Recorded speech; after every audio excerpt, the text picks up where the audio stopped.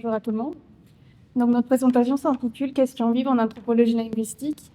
Et choisir quoi vous présenter aujourd'hui a été un véritable casse-tête parce que l'anthropologie linguistique est un champ composite. Aux États-Unis, par exemple, c'est l'un des 4 sous-champs de l'anthropologie, aux côtés de l'anthropologie sociale, biologique et de l'archéologie aussi. En France, le terme regroupe des réalités variées selon qu'on se trouve en anthropologie ou en linguistique, à Nanterre, à la Sorbonne Nouvelle, au laboratoire d'anthropologie sociale ou à l'EHESS. Il peut dessiner donc des approches issues de l'ethnométhodologie, de la sociologie critique, de la sémiotique ou de la pragmatique. En Europe aussi, on observe une grande vitalité avec des traditions nationales qui s'inscrivent progressivement tout seul. Par exemple, au Danemark, avec une influence croissante des chercheurs qui ont été formés à Chicago, souvent recrutés dans des départements d'anthropologie, à Leiden, Oslo, Cork, Helsinki, entre autres. Bref, l'anthropologie linguistique dessine des approches diverses et nous ne souhaitons pas imposer un seul signifié à ce signifiant. Nous parlons donc depuis notre propre perspective, celle d'un dialogue entre la sociolinguistique francophone et l'anthropologie linguistique nord-américaine. L'usage de ce terme nous permet donc de marquer une distinction avec la sociolinguistique variationniste qui connaît un essor récent en France et de mieux articuler notre travail aux sciences sociales. Dans cette présentation, nous allons donc revenir sur ce qu'est l'anthropologie linguistique, quels sont ses principes fondamentaux, et les débats qui l'animent aujourd'hui. Ce champ est loin d'être homogène, il regroupe une diversité d'approches qui s'intéressent à la matérialité langagière, non pas en tant que telle, mais à travers ce que les locuteurs en font dans des situations sociales situées. Autrement dit, il s'agit d'explorer comment le langage façonne les rapports sociaux, structure le sens et génère des dynamiques de pouvoir. Alors, la diversité des courants qui composent l'anthropologie linguistique s'explique avant tout par son histoire disciplinaire et les contextes nationaux dans lesquels elle s'est développée. Notamment le fait qu'aux États-Unis, elle se développe dans des départements d'anthropologie et quand on l'importe en Europe, on l'importe principalement dans des départements de sciences du langage et parfois d'anthropologie. Curieusement, quand elle est dans des départements d'anthropologie, elle a un angle plus linguistique et plus sciences sociales quand elle est dans des départements de sciences du langage. Comme le disait Salomé, aux États-Unis, au Canada, en France, diverses traditions ont émergé, parfois simultanément, et toujours, par contre, en rupture avec une conception strictement instrumentale de la langue. Plutôt que de considérer la langue comme un simple outil de communication, l'anthropologie linguistique articule l'analyse des dynamiques sociales et de la matérialité linguistique, favorisant ainsi un dialogue constant entre les sciences du langage et les sciences sociales. Alors on va laisser de côté aujourd'hui la question de l'ethnolinguistique francophone, qui est à la fois sans doute mieux connue par vous et qui a tendu à se fusionner peut-être dans une anthropologie plus large du langage. J'espère ne vexer personne en disant ça ici. Pour se concentrer donc à la fois sur le contexte nord-américain et sur des problématiques contemporaines qui traversent aujourd'hui les frontières. Dans le contexte nord-américain, donc, cette anthropologie linguistique, elle naît graduellement à la fin du XIXe siècle, enracinée dans les travaux de Franz Boas, qui lui-même importait depuis l'Allemagne une tradition qui était enracinée dans les travaux qui remontaient à Herder, voire à Hamann avant, sur les questions de langue, et qui s'inscrivait à la fois en continuité et en rupture avec la philosophie des Lumières. Pour le dire autrement, là où la philosophie des Lumières cherchait un universalisme des pratiques et cherchait à pouvoir tenir un discours universel sur toutes les pratiques, l'anthropologie cherchait au contraire à documenter depuis l'intérieur comment le sens était construit pour diverses populations elles-mêmes. Donc, bon, Boas, vous connaissez l'histoire, je vais vite, étudie un certain nombre de langues autochtones d'Amérique du Nord et souligne leur complexité, remet en cause l'idée d'une hiérarchie entre les langues humaines et en gros, engendre une rupture avec l'anthropologie du XIXe siècle, à partir d'une position profondément antiraciste. Et en gros, l'anthropologie linguistique va se développer dans cette approche-là, puis autour de Sapir et Worf, va mener à l'hypothèse dite de la relativité linguistique et va chercher notamment à documenter, la variété linguistique. Et cette tradition existe encore aujourd'hui sous le nom de linguistique anthropologique, notamment en Australie. À partir des années 1960, avec des figures comme Delheims, l'anthropologie linguistique se réoriente vers une ethnographie de la communication. L'objectif est donc d'intégrer l'étude des pratiques langagières dans leur contexte social, prenant en compte des normes interactionnelles et les attentes culturelles qui façonnent les échanges linguistiques. Cette perspective est proche de la sociolinguistique, en tout cas de la sociolinguistique francophone et notamment de la sociolinguistique française, mais avec un accent plus marqué sur les cadres culturels et ethnographiques qui sous-tendent l'usage du langage. C'est à partir des années 1980 qu'en fait les choses se complexifient avec un tournant sémiotique qui s'opère à Chicago sous l'impulsion de Michael Silverstein et d'autres chercheurs influencés notamment par la sémiotique de Charles Sanders Peirce. Ce courant met l'accent sur la dimension indexicale du langage, c'est-à-dire donc dans la manière dont les formes linguistiques renvoient non seulement à des objets ou à des idées, mais aussi à des objets sociaux, des positions politiques ou des idéologies. Et à partir de Silverstein va se développer une anthropologie linguistique à la fois ancrée dans la linguistique et dans l'anthropologie. Silverstein était élève de Jacobson et il s'insère dans un département d'anthropologie à Chicago qui est marqué par la présence de Clifford Geertz notamment, qui va être un des grands noms du développement de l'ethnographie et de ce qu'il appelle la description dense. Et autour de Silverstein va se développer l'idée du fait linguistique total, donc calqué sur le fait social total de Mauss, qui propose d'analyser les usages du langage en intégrant à la fois la structure langagière, les usages et les discours sur les usages et les structures. En même temps, en Californie, à UCLA, une anthropologie linguistique différente, aussi ancrée dans l'indexicalité, mais d'inspiration plus ethnométhodologique, va développer des liens étroits avec l'analyse de la conversation, notamment autour du travail de Charles Goodway.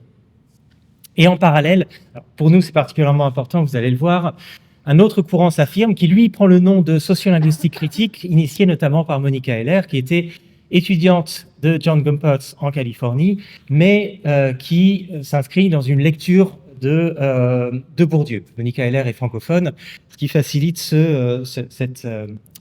cet échange.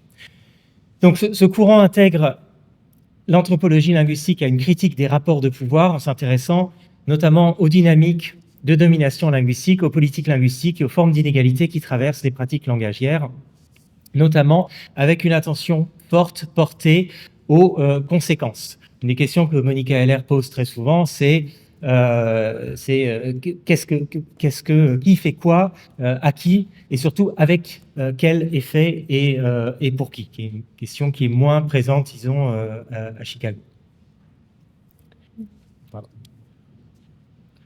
Alors, ce qu'on veut montrer aujourd'hui aussi, c'est que malgré la diversité de ces approches qui ont été mentionnées par James, il y a quand même des principes fondamentaux qui unissent cette tradition. On va en mentionner 5. Donc, le premier, c'est l'approche ethnographique. Donc, au sein de l'anthropologie linguistique, on considère que le langage ne peut être compris en dehors des contextes d'usage. Il y a toujours un travail de terrain. Un deuxième principe important est la perspective comparative, qui permet d'interroger la diversité des pratiques langagères et leurs implications sociopolitiques. Un troisième principe est une analyse du langage comme pratique sociale. Donc, on considère que le langage n'est pas seulement un reflet de la société, mais un élément qui est constitutif des relations sociales. Un quatrième principe est celui de la prise en compte des locuteurs, qui ne sont pas seulement soumis à des normes langagères. Les locuteurs sont aussi acteurs de ces normes-là, donc ils les contestent, les transforment et les réinvestissent selon leur trajectoire et leur position sociale. Et un dernier principe est aussi une attention au rapport de pouvoir. Donc, question de l'usage des langues est toujours située dans un champ de force. C'est l'inspiration de Bourdieu que mentionne James. Et on considère donc que certaines variétés linguistiques et certains discours sont plus légitimes que d'autres. Donc, pour les raisons qu'on a mentionnées, à cause de ces différentes approches et ces principes qui les réunissent, Il serait erroné de chercher à unifier l'anthropologie linguistique et de considérer qu'elle est sous un seul paradigme, puisqu'il y a aussi des débats qui persistent, notamment autour de deux grandes tensions.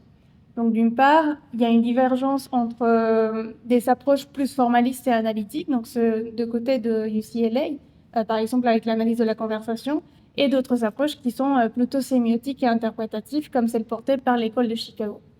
Donc cette dernière école, qui s'appuie sur Peirce et Silverstein, vise à intégrer l'anthropologie linguistique à l'anthropologie socio-culturelle, c'est-à-dire qu'on ne se limite pas aux questions de langue, mais on essaie d'analyser aussi toute forme de production de sens. Et on retrouve ici une ambition que Delheim s'exprimait déjà lorsqu'il affirmait que la sociolinguistique devait, à terme, disparaître en influençant simultanément la linguistique et les sciences sociales. D'autre part, il y a aussi une tension qui persiste entre des approches plus critiques, influencées par les travaux de Bourdieu, et d'autres qui s'intéressent avant tout à la construction du sens et à la performativité du langage. Comme le soulignait Bourdieu aussi, une critique sociologique du langage implique de déplacer les notions classiques de grammaticalité, de langue, de sens, vers des notions d'acceptabilité sociale, de légitimité et de valeur. Donc ces notions mettent en lumière les inégalités et les rapports de force sous-jacents aux pratiques langagères. Alors, du coup, cette hétérogénéité, elle se retrouve dans la manière dont l'anthropologie linguistique est pratiquée en France et notamment à Paris et dans les endroits qui, en tout cas, qui se revendiquent de ce terme et de cet ensemble d'approches. Et en gros, pour Paris, il y a 3 grands endroits où on pratique quelque chose qui s'appelle anthropologie linguistique. Ça va être autour du LESC à Nanterre, autour du LAS, laboratoire d'anthropologie sociale, autour du Collège de France, et au Lacito à Villejuif, dans une tradition qui elle-même est issue de l'ethnolinguistique. Depuis, donc je laisse de côté les traditions de Nanterre et du Collège de France pour peu à peu nous focaliser sur des choses qui nous sont plus familières, pour représenter un peu des innovations, des dialogues, en tout cas des conversations internationales. Depuis 2017, on a initié un dialogue avec l'Université de Chicago, le département d'anthropologie de l'Université de Chicago, qui avait été commencé par un mail que j'avais reçu de Michael Silverstein, avec qui j'avais travaillé quand j'étais postdoc en Norvège auparavant, et qui voulait organiser un événement à la branche parisienne de l'Université de Chicago à Paris. Michael Silverstein est décédé en 2020. On a continué ce travail avec Constantin Nakassis en 2023. Et le but, c'était d'initier des conversations et de dépasser des oppositions souvent tracées entre une anthropologie linguistique nord-américaine, ancrée dans l'ethnographie de la communication et la sémiotique persienne, et une tradition française plus historiquement liée à la sociologie durkheimienne et à la dialectologie. De part et d'autre, l'objectif, ça a été de dialoguer autour d'un objectif commun, analyser le langage comme un processus socialement situé et idéologiquement investi. Et un des enjeux majeurs de cette collaboration a été d'articuler le langage à la fois comme pratique sociale et comme dispositif sémiotique structurant l'expérience. Alors que la tradition nord-américaine depuis Boas et Sapir s'est transformée au contact de la philosophie, de la sémiotique et des sciences cognitives, la tradition française issue de Meillet, Benveniste, Lévi-Strauss a évolué vers des approches intégrant des dynamiques interactionnelles et politiques des usages linguistiques. Et donc c'est ce dialogue entre sémiotique, indexicalité, sociolinguistique critique qui a nourri notre réflexion sur les idéologies linguistiques, la construction du sens et la valeur sociale du langage. Cette histoire du grand partage entre une anthropologie du sens et une anthropologie de la valeur, en fait, c'est quelque chose qui traverse un petit peu les approches sociales du langage depuis au moins la fin des années 70. Et on le voit en France même, on regarde dans l'héritage de Robert Laffont, l'héritage qui s'est poursuivi dans les cahiers de praxématique et dans la revue Leng, qui ont continué à diverger finalement. Alors, ce réseau transatlantique s'est consolidé à travers un colloque qu'on a fait à Paris en 2017, puis donc un autre colloque en 2023, autour d'une question qui était la question de la perspective. Comment le langage, en tant que phénomène sémiotique, façonne-t-il les points de vue, les subjectivités et l'antextualisation du monde social. Et là, il s'agit d'intégrer les apports de l'anthropologie sémiotique, des études sur la perception, et notre collaboration a visé à renouveler une compréhension des modes de représentation et d'engagement dans le langage, tout en interrogeant les implications épistémologiques et politiques de nos propres pratiques analytiques.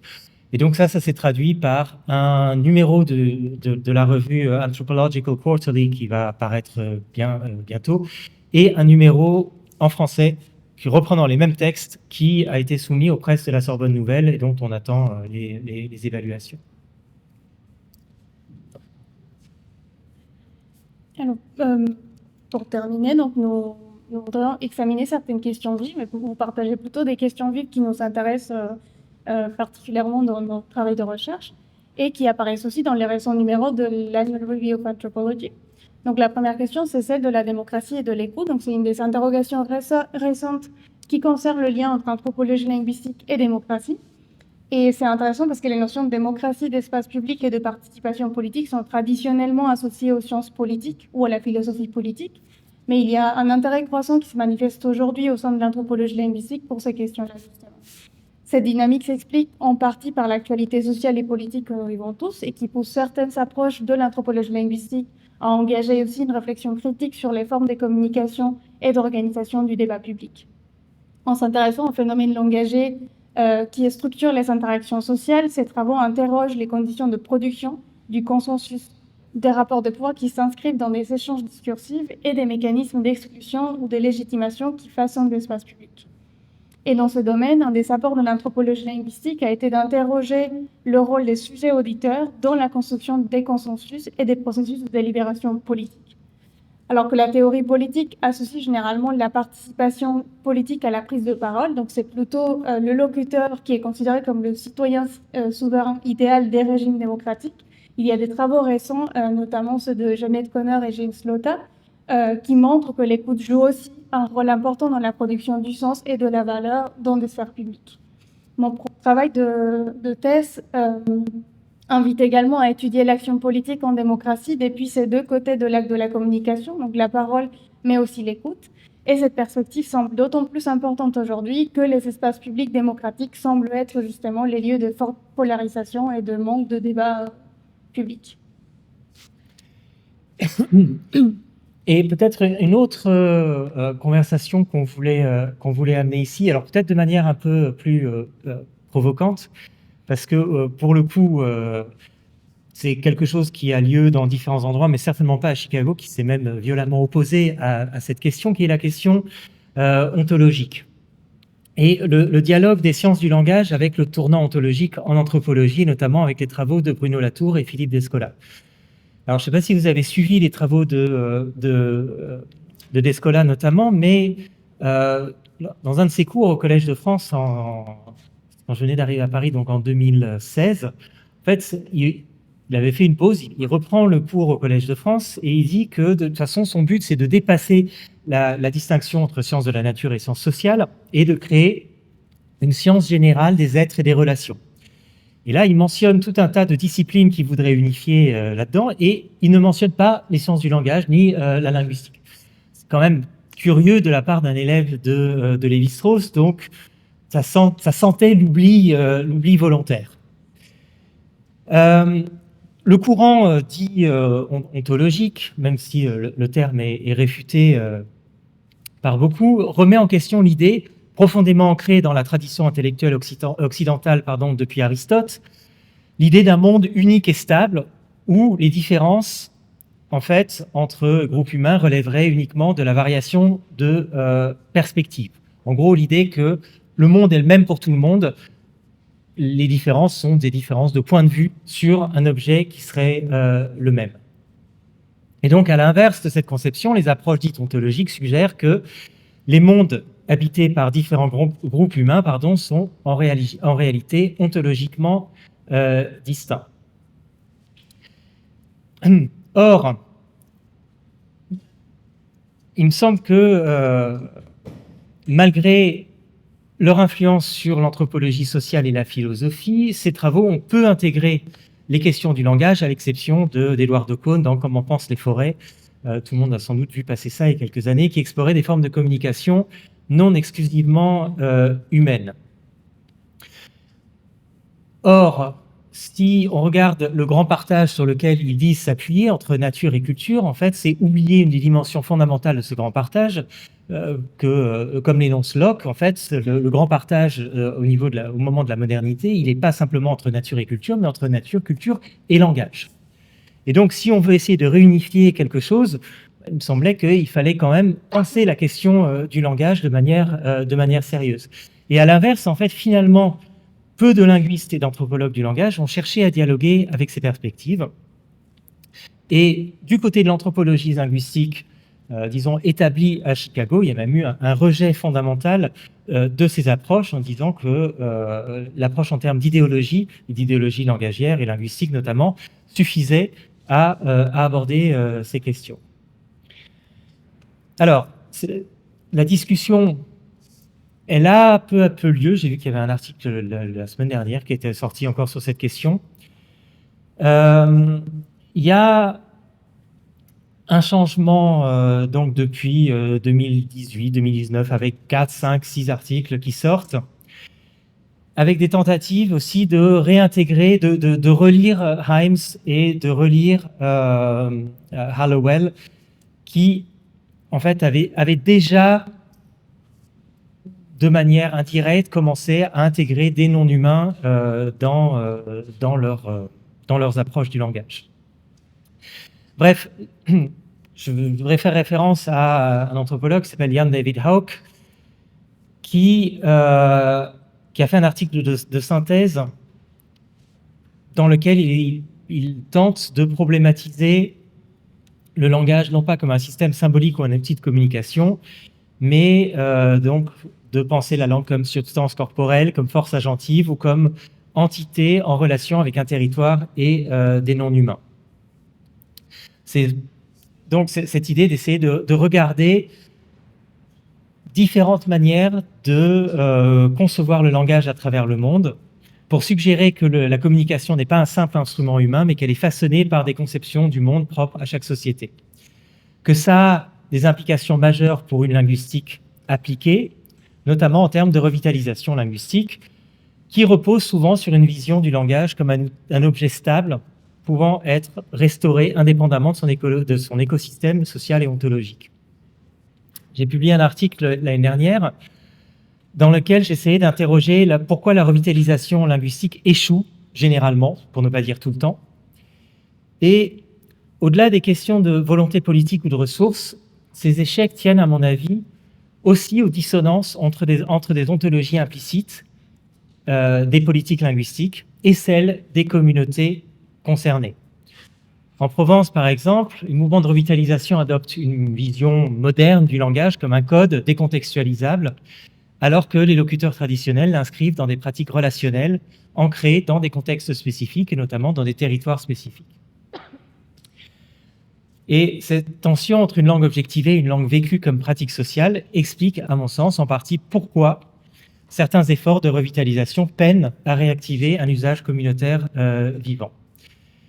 Et il me semble que, notamment, si on veut établir des politiques linguistiques dans des contextes très différents, alors il y a beaucoup de travaux sur les questions d'ontologie en Amazonie, on doit se poser la question de qu'est-ce que c'est qu'une langue pour les gens pour qui on veut essayer de restaurer ou qui demandent à restaurer des usages langagiers.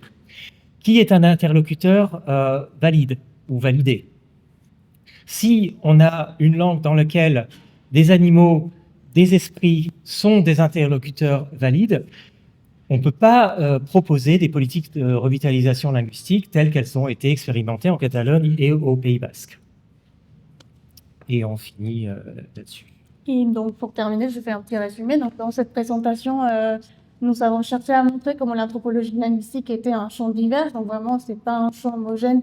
Et au contraire, c'est un champ qui est traversé par des traditions multiples et par des débats qui sont parfois vifs.